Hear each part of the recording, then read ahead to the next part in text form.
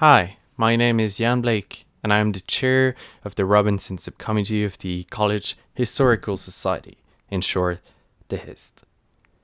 This podcast series shows the Derbies of Rhetoric events, which are our well-known events organised, consisting of 7 minutes speech on any topic.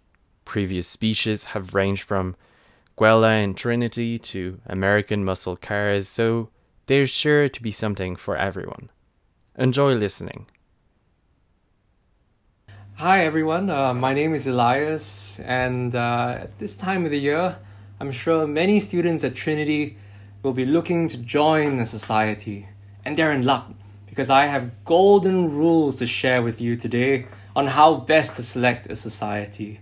Now, but before I tell you those golden rules, I've just got two caveats. The first one is not too much of a problem, and that is I'm sure that many of you here are already active members of various societies, and you're not looking to join a new one.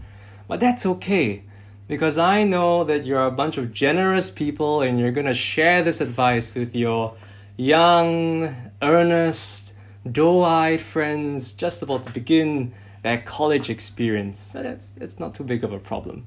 Now, the second caveat, however, is it's slightly more problematic. You see, I am a postgraduate student on a 1-year master's program, and I hardly know the ins and outs of student life at Trinity.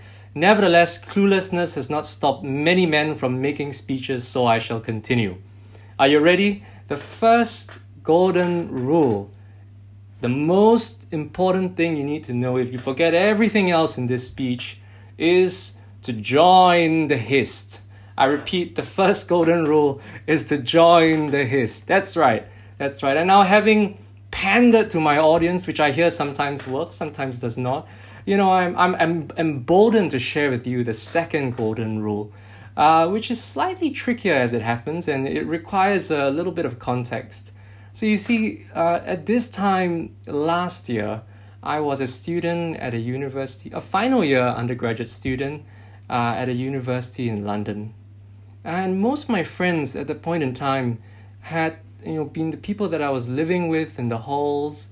I had really nice course mates, but the quality of our interactions were limited to the few minutes before and after classes.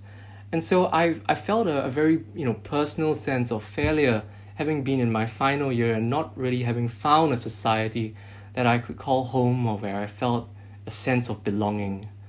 And you might think that the solution really is just to join something and and then find that sense of community. But in all my wisdom, I decided instead to declare myself as a freelance journalist, to seek permission from the various societies on campus to embed myself in their societies, and then with the goal or with the aim of writing narrative non-fictions about pockets of community thriving within the university.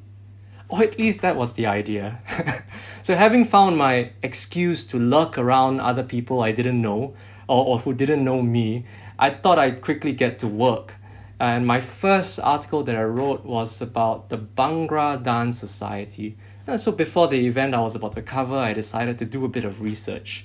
I found out that Bhangra was a type of dance, for those of us who don't know, that originates from Punjabi culture and heritage.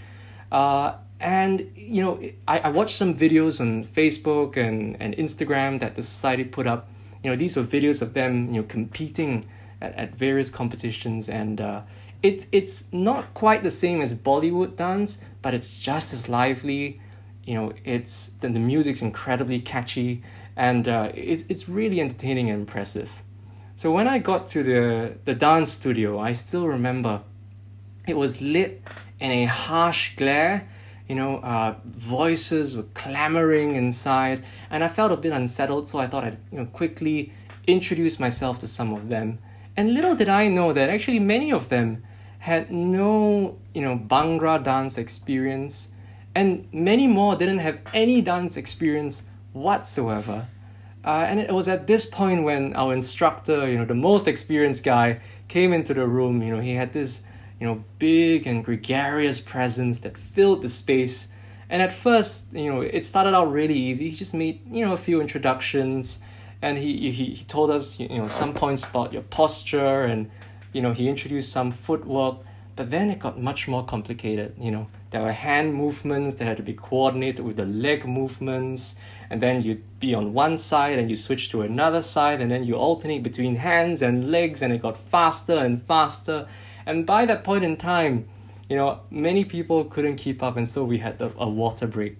And it was, during this water break, when everyone was really messy and sweaty, I learned and I observed and learned, a very important lesson, which was, later as I checked the literature on the psychology of friendship, it was confirmed. Take for instance, one of the guys who was, standing at the corner of the dance studio. I remember him telling me and quite readily admitting to me and the people around him that he had a lot of difficulty, following what was going on. And when that happened, he'd simply shrug his shoulders and then he'd just do whatever he wanted to do. But the most important thing here is that he was opening up to us. He was sharing with us his concerns. He was, as the literature would say, making appropriate levels of self-disclosure. And to the credit of the people around him, they would support him. They would either acknowledge that they felt the same way too, or the more confident ones will, break down the steps for him, to try to help him improve. And as I walked around the dance studio, you could hear, everybody just being incredibly positive and rewarding. They would say things like, wow, this is great. Or someone else might say, oh, wow, I really love the music. As they were catching their breath, trying to put their hair back in place and things like that, they would say things like, wow, this really keeps the heart pumping. So I think at this time of the year, when many people are looking for activities that interest them, remember golden rule number 2, and that is that each of us, should, in joining these societies, be open, be supportive, and to be positive. So golden rule number 1, join the Hist. Golden rule number 2, be open, supportive, and positive. And I hope that this speech is my first step in practicing what I preach. Thank you.